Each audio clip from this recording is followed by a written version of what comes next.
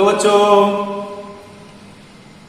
हमने अपने last video में पढ़ा था सेलों का संयोजन, सेलों का श्रेणी क्रम संयोजन, सेलों का समांतर क्रम संयोजन। आज हम पढ़ने वाले हैं विद्युत ऊर्जा। विद्युत ऊर्जा क्या होती है, विद्युत शक्ति क्या होती है, विद्युत शक्ति का संचरण कैसे किया जाता है, ये सारी बातें हम आज जानने वाले हैं। ओके, तो ये जो आप पढ़ रहे हैं इसको लगातार रिपीट करते रहें, लगातार रिपीट करते रहना है ताकि वो पक्का बना रहे, 100% आपको याद रहे। बार बार रिपीट करते रहोगे तो याद रहेगा, अदरवाइज भूलने की संभावना रहेगी। ओके, तो लेट अस स्टार्ट। आज का टॉपिक विद्युत ऊर्जा। विद्युत ऊर्जा पहले तो डिफाइन करना है, डेफिनेशन देनी है। तो आप यहां पे कहेंगे डेफिनेशन के लिए किसी बैटरी द्वारा या किसी विद्युत वाहक बल स्रोत द्वारा, एक ही बात है दोनों, किसी बैटरी द्वारा अथवा किसी विद्युत वाहक बल स्रोत द्वारा किसी विद्युत परिपथ में आवेश के सतत प्रवाह के लिए किया गया कार्य, आवेश के सतत प्रवाह के लिए किया गया कार्य विद्युत ऊर्जा कहलाती है। ओके, तो जो कार्य होगा उसी को विद्युत ऊर्जा कहेंगे।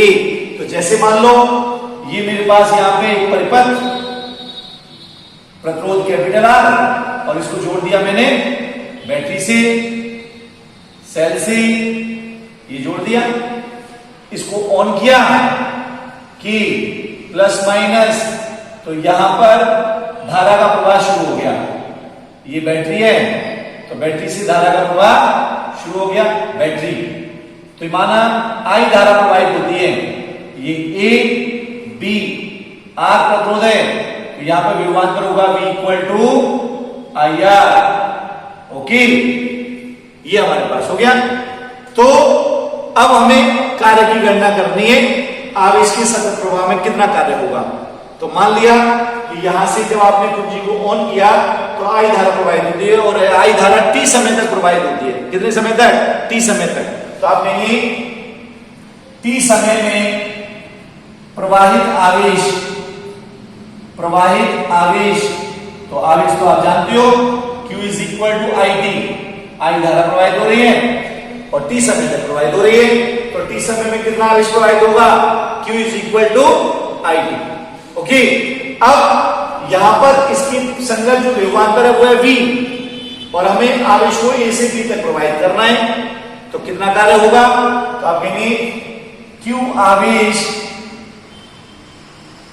प्रतिरोध के संगत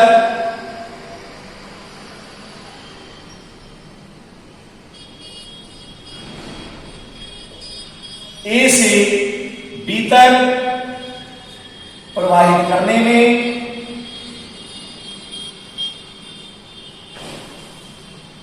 किया गया कार्य। कैसे निकालेंगे? W is equal to V into Q, V into Q। अरे V is equal to W upon Q, तो W is equal to V into Q। Q का मान लगा दो, तो W is equal to VIT।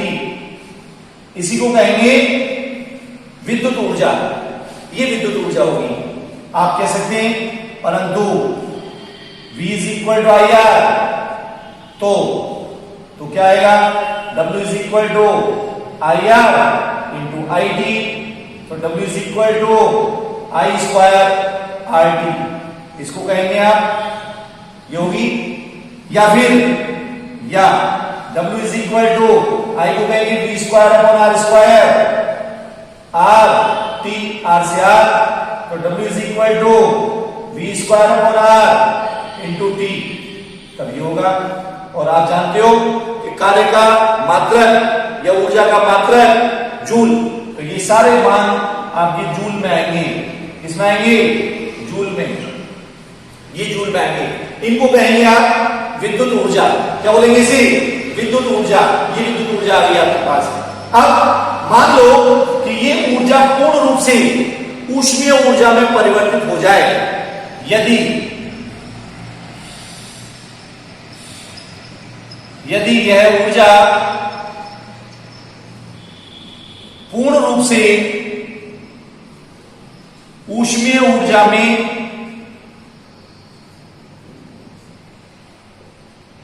रूपांतरित हो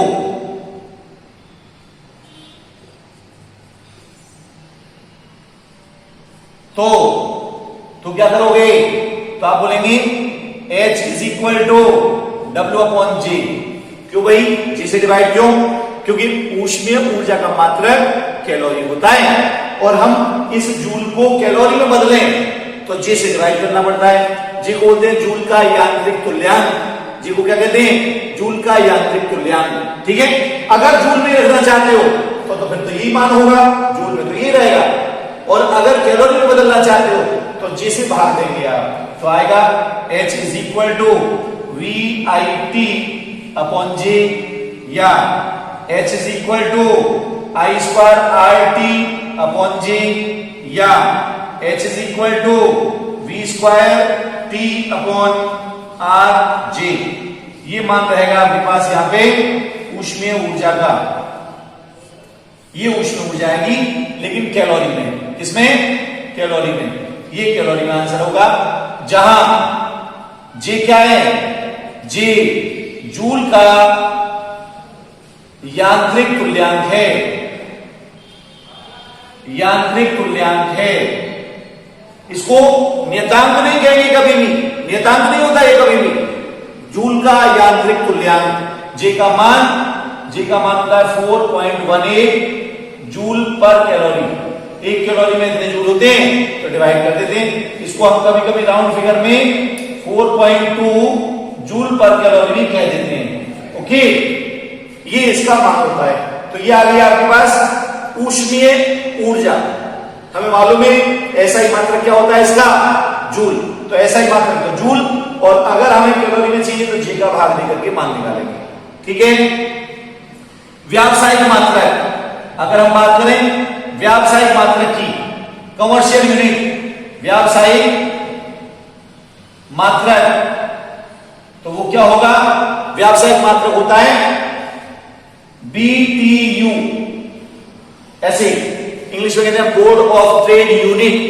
बोर्ड ऑफ ट्रेड यूनिट, ये इसका BTU का मतलब होता है। ठीक है, जिसको हम शॉर्ट में, संक्षिप्त में यूनिट भी कहते हैं। यूनिट, शॉर्ट में कहते हैं इसको यूनिट।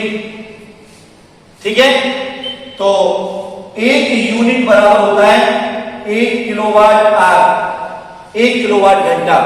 ये एक यूनिट का मान होता है। तो यहां पर 1 किलोवाट घंटा यूनिट। अब किलोवाट घंटा को बदलें तो 1 यूनिट इज इक्वल टू 1000, तो 1000 वाट हो गया। और घंटा को तो 60 इंटू 60 सेकेंड, और वाट इंटू सेकेंड को कहते हैं जूल। तो यहां पर आएगा 3.6 10 की घात 6 जूल। ओके, एक यूनिट में कितने जूल होते हैं?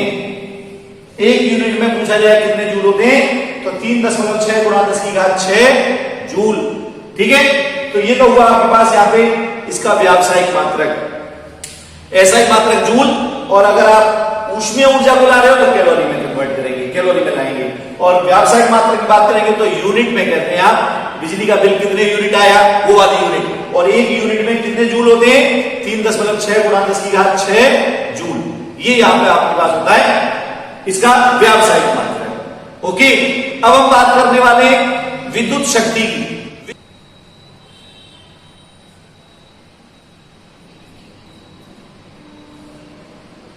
अब विद्युत शक्ति को डिफाइन करना है तो आप कहेंगे किसी बैटरी या विद्युत वाहक स्रोत द्वारा किसी परिपथ में आवेश के सतत प्रवाह के लिए किए गए कार्य की दर। क्या किए गए कार्य की दर क्या कहलाती है? विद्युत शक्ति कहलाती है। किसी विद्युत वाहक बल स्रोत द्वारा किसी परिपथ में आवेश के सतत प्रवाह के लिए किए गए कार्य की दर विद्युत शक्ति कहलाती है। तो यहां पर आप कहेंगे विद्युत शक्ति P is equal to W upon T। अगर ये जो कार्य हुआ है ये T समय में हुआ है तो P is equal to W upon T। अब W का मान तो हमने अभी निकाला था, विद्युत ऊर्जा, तो P is equal to V I T upon T, यहां से ये आया P is equal to V आई।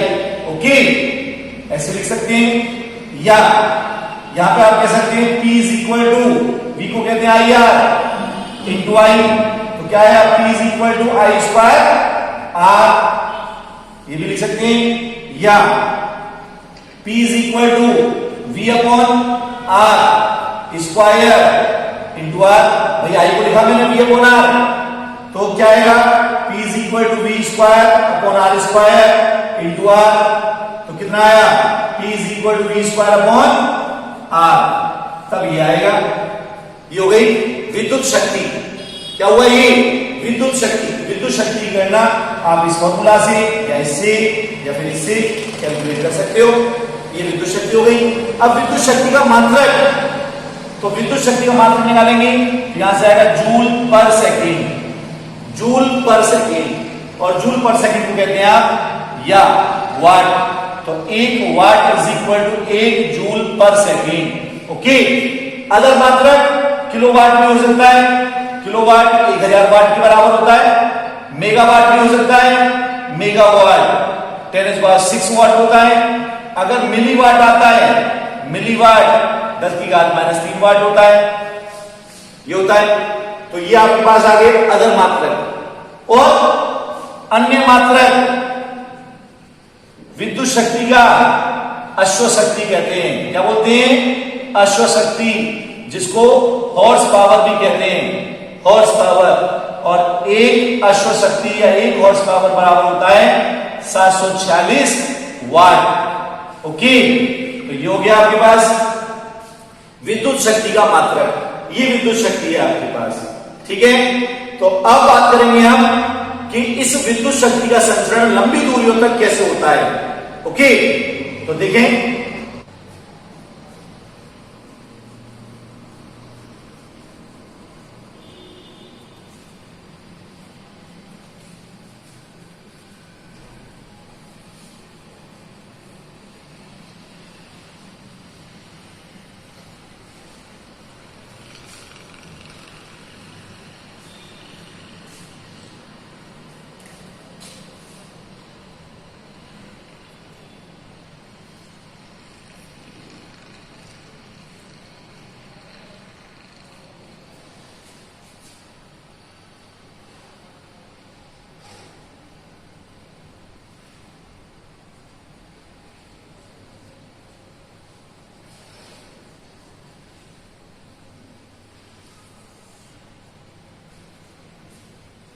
तो अब हमें देखना है लंबी दूरियों के लिए शक्ति संचरण।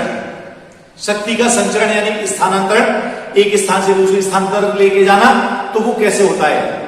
हमें मालूम है कि पावर स्टेशन जो होते हैं, विद्युत शक्ति ग्रह, वहां पर शक्ति का जनन होता है, वहां पर शक्ति उत्पन्न की जाती है और वो बहुत हाई वोल्टेज पे की जाती है। और वहां से लंबी दूरियों तक आपके घरों, मकानों, दुकानों, गांव तक, फैक्ट्रियों तक, वहां तक आपको केबल के द्वारा आप उस शक्ति को संचरित करते हैं। अब मान लिया, माना केबल का प्रतिरोध RC है, तो जिस केबल के थ्रू, मान लो ये केबल है और लंबी दूरियों तक केबल पड़ी हुई है, ये केबल पड़ी हुई है, तो इस केबल के द्वारा आप दूर स्थित घरों, मकानों, दुकानों, गांव, कस्बों, शहरों, तो वहां पे आप इसके द्वारा शक्ति को लेके जाएंगे। ओके, अब ये जो केबल होती है ये एल्यूमिनियम की होती है, और एल्यूमिनियम में भले ही चालक तार है लेकिन कुछ ना कुछ प्रतिरोध तो होगा। अब ये लंबाई बहुत ज्यादा है, तो नेचुरल सी बात है कि उसमें कुछ ना कुछ प्रतिरोध आएगा, तो वो प्रतिरोध मैंने क्या मान लिया? RC। ठीक है, अब हमें जिस शक्ति को स्थानांतरित करना है वो है माना P। कितनी? P। तो आप कहेंगे माना स्थानांतरित शक्ति P है। कितनी है? P। तो P को V वोल्ट और I करंट पर स्थानांतरित कर रहे हैं, तो आप कहेंगे P is equal to VI। अभी अभी पढ़ा था आपने, P is equal to V I, ये होता है। अब चूंकि इस केबल में प्रतिरोध है आरसी, तो प्रतिरोध के संगत शक्ति क्षय होगा, शक्ति का ह्रास होगा। भाई प्रतिरोध में अगर धारा प्रवाहित करते हैं तो क्या होता है, वो गर्म हो जाता है, हीटअप हो जाता है। आपने देखा हुआ एलिमेंट का तार, हीटर में जो एलिमेंट लगा होता है वो कैसा हीटअप हो जाता है, तप्त हो जाता है। पानी की रॉड, उसमें क्या होता है, एलिमेंट, यही प्रतिरोधी तार हीटअप हो जाता है, गर्म हो जाता है, तो वो ऊष्मीय ऊर्जा में परिणत होता है। तो यहां पर आप कहेंगे स्थानांतरण शक्ति P है और उसमें प्रतिरोध है आरसी, तो प्रतिरोध जब है तो वहां पे शक्ति का ह्रास होगा, शक्ति का क्षय होगा। तो आप कहेंगे शक्ति क्षय, केवल में शक्ति क्षय निकाल रहे हैं, तो P क्षय इज इक्वल टू आप कहते हैं आई स्क्वायर आर सी, आई धारा है और आर सी प्रतिरोध है, इतना शक्ति का ह्रास होगा। अब हमें यहाँ पे आर आई का मान, ये तो आर का फिक्स है, ये हमारे पास में निकालना है, तो आई का मान समीकरण एक से निकालें, तो आप कहेंगे या P क्षय इज इक्वल टू, अगर मैं आई का मान निकालूं तो आएगा P upon V square R C, ठीक है। तो यहां से आई का मान निकाला मैंने, I is equal to P upon V, समीकरण एक से। ओके, तो क्या आया, ये शक्ति क्षय का मान आया P square upon V square R C, ये आया। अब जिस शक्ति को भेजा जाना है वो तो नियत है, तो P तो हो गया नियत, जो P भेजना है वो तो हो गया फिक्स। आरसी केवल का प्रतिरोध, ये भी नियत हो गया, तो यहां पे आया P क्षय समानुपाती 1 अपॉन V स्क्वायर, ये आया। इससे क्या पता चला कि अगर V का मान ज्यादा होगा तो शक्ति क्षय का मान कम होगा, और V का मान अगर कम हुआ तो शक्ति क्षय का मान अधिक होगा। यही रीजन है कि जब हम बहुत दूर स्थानों पर शक्ति को स्थानांतरित करते हैं तो उच्च वोल्टता पर करते हैं। कैसी वोल्टता पर? उच्च वोल्टता पर। आपने देखा भी होगा हाई वोल्टेज की लाइन गांव से होकर के गुजर रही होती है, खेतों से होकर के गुजर रही होती है, पास हो रही होती है, तो वो ज्यादा वोल्ट होगा तो वहां पर शक्ति का ह्रास कम से कम हो, इसलिए हाई वोल्टेज रखा जाता है। और जब आपकी गांव तक, घरों तक वो बिजली पहुंचाई जाती है, शक्ति पहुंचाई जाती है, तो उसे ट्रांसफार्मर के द्वारा 220 वोल्ट में कन्वर्ट कर दिया जाता है। कितने वोल्ट में? 220 वोल्ट में। जो घर पे आप यूज करते हैं बिजली को, उसके वोल्टता क्या होती है? 220 वोल्ट। तो हाई वोल्टेज वहां से आया था 11,000 वोल्ट की लाइन, और 11,000 को किसमें कन्वर्ट कर दिया? 220 वोल्ट में। तो 220 में कन्वर्ट करके तब आप यूज करते हैं। ऐसा नहीं होता कि वहां से 220 में लेके आ रहे होते, 220 वोल्ट में लेके आ रहे होते, तो क्या होता? जितनी वोल्टेज कम होगी उसमें शक्ति का ह्रास उतना ही ज्यादा होगा। इसीलिए लंबी दूरियों पर शक्ति का संचरण हमेशा उच्च वोल्टता पर किया जाता है। बोर्ड में आया हुआ क्वेश्चन है ये, बोर्ड में पूछा गया था कि लंबी दूरियों पर शक्ति का स्थानांतरण उच्च वोल्टता पर क्यों किया जाता है? तो आपको आंसर पता चल गया कि उच्च वोल्टता पर करने से शक्ति का ह्रास, शक्ति का क्षय कम होगा। ओके, तो ये तो आज का टॉपिक यही खत्म होता है। अब आगे की बात करेंगे हम कल नेक्स्ट वीडियो में। तब तक के लिए